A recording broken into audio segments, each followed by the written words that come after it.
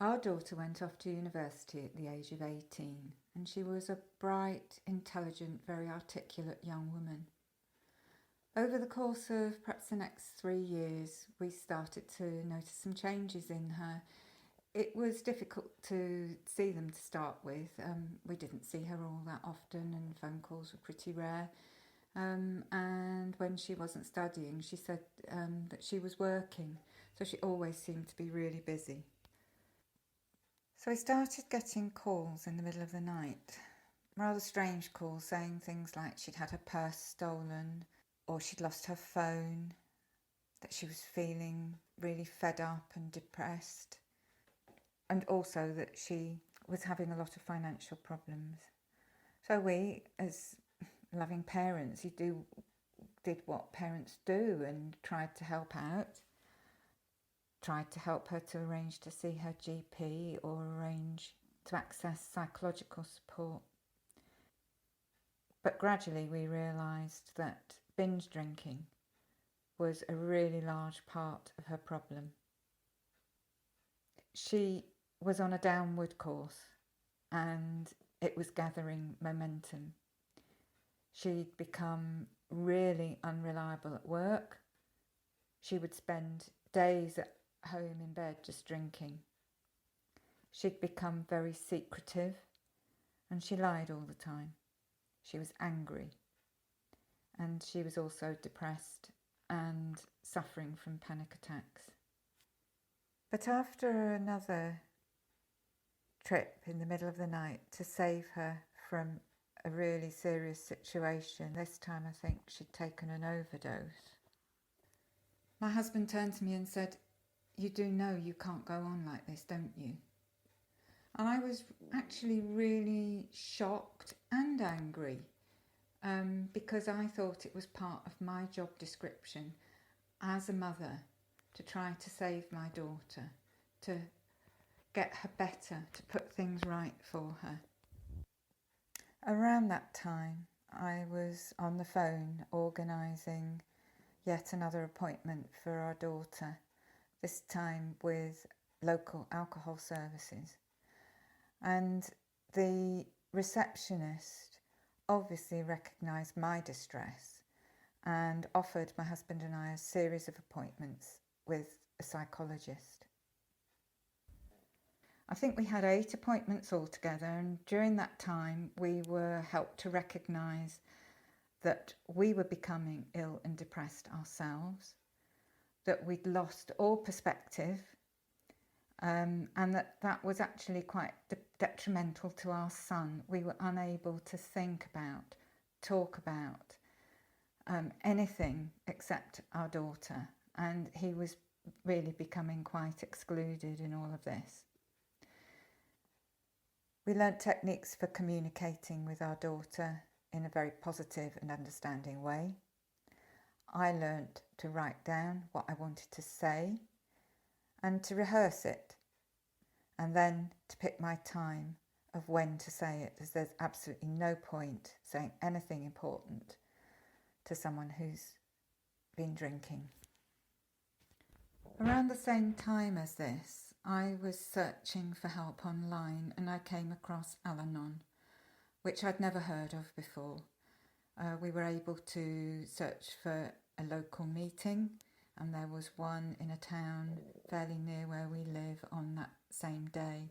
So having decided that we'd got absolutely nothing to lose, we went along on that to our first meeting that evening.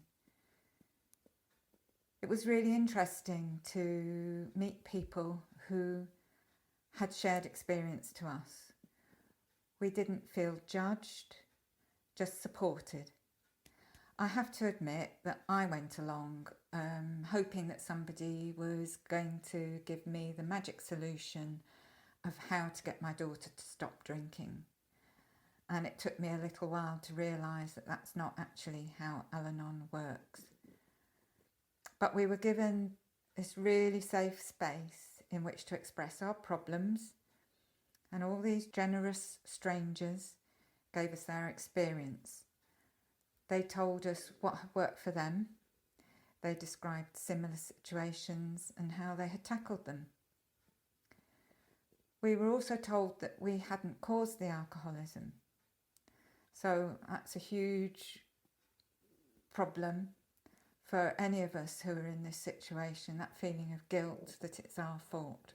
But we were told that we hadn't caused the problem. But we were also told that we couldn't control or cure it.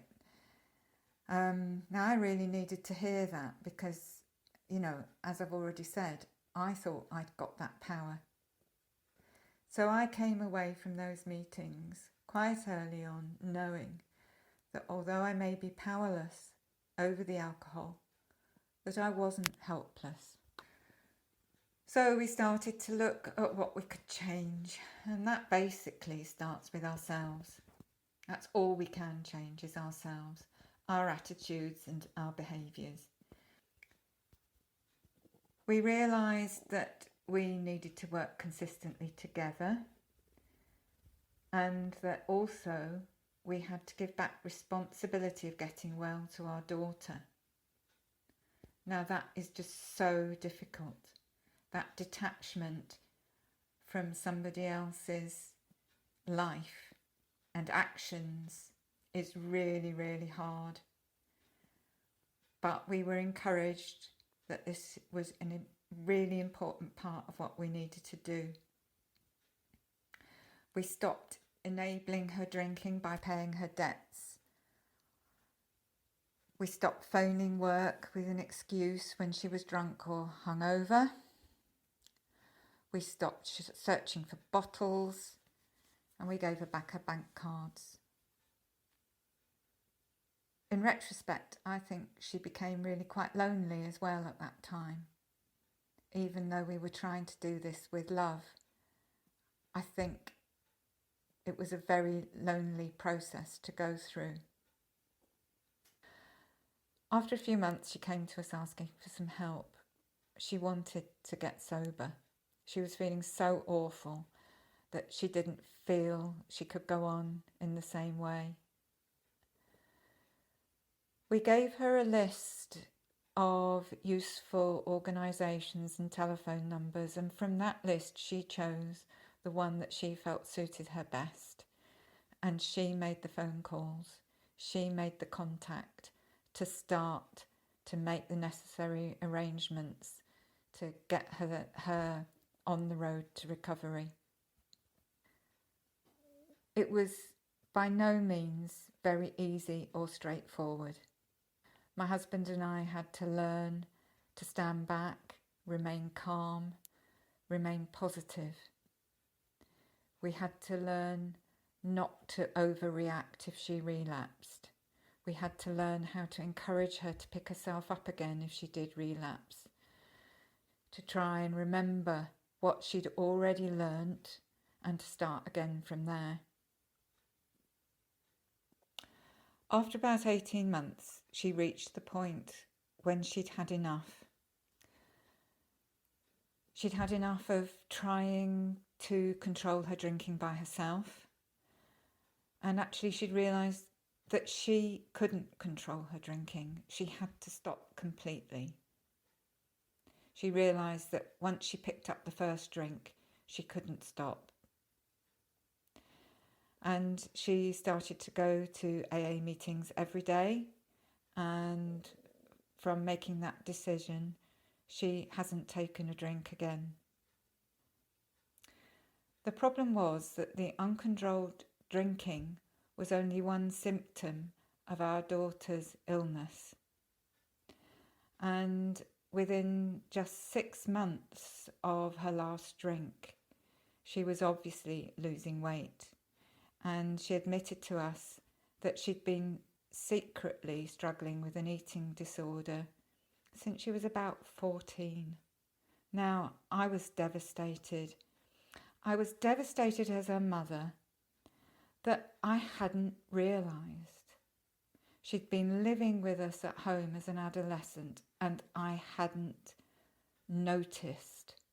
There must have been signs there, but she was so secretive that I hadn't noticed. Yeah, it was such a shameful secret to her that she learnt to hide her binging and purging all through her adolescence. At this time, she was living in a different city. She'd moved house a few times. She wasn't even registered with a GP. We were so worried. We were so worried about her deteriorating health, but she promised us she would sort it all out and get medical help. My husband and I were practicing everything we'd learnt in Al-Anon, and we were trusting her to do as she said. But we found that things actually didn't change, and she was actually deteriorating very rapidly. And we knew in our hearts that if we were going to be able to live with whatever the outcome was of this awful illness and be able to accept whatever the outcome might be, then we needed to know that we had done absolutely everything that was ours to do. So we wrote a script and practiced it. I phoned our daughter and told her that we'd like to offer her support in registering with a GP. I told her that we felt she was so ill that she could die at any moment, that she could die if she didn't get help and quickly. She was extremely angry and upset, but later that day she did phone me back and say that she was actually determined to take responsibility herself for her own health and that she didn't want to die. The next day she started the process and fairly quickly started attending an eating disorders unit.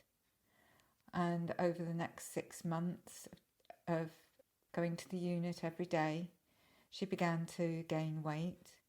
She was given the opportunity to face her psychological problems surrounding eating, and she was given regular psychology appointments, so that 2 years on from discharge, she's maintaining a healthy weight and is really engaged in her recovery in all aspects of her life.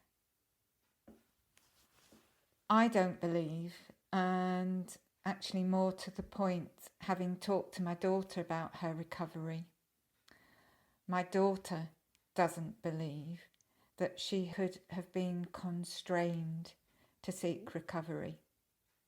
For her, the most important part of her recovery has been her own desire for recovery for herself and not for anyone else. My husband and I feel so grateful that we've had the opportunity to see our daughter become so well again, to get our daughter back. And in many ways, I think we're now much closer than we've ever been. We've all learned how to communicate with each other, to be much more supportive of each other. But we all would say that it's not a fairy tale ending. There is no automatic happy ever after, and no one can know what the future holds. Each of us has to keep working on our recovery, and I perfectly understand that for my daughter, her maintenance of her recovery comes above everything else, and nothing is taken for granted. Today I too continue to go to meetings twice a week. I recognise that I need to nurture myself. I need to nurture my own happiness. I need to be sure that I am in as good a place as possible, that I can maintain a balanced life, whether my daughter is still drinking or not. I'm just so grateful to Al-Anon. It's given me a philosophy for living. It's given me a network of trusted friends. And I'm also really determined to keep attending meetings so that I can be there available for newcomers who might be seeking help as I once did.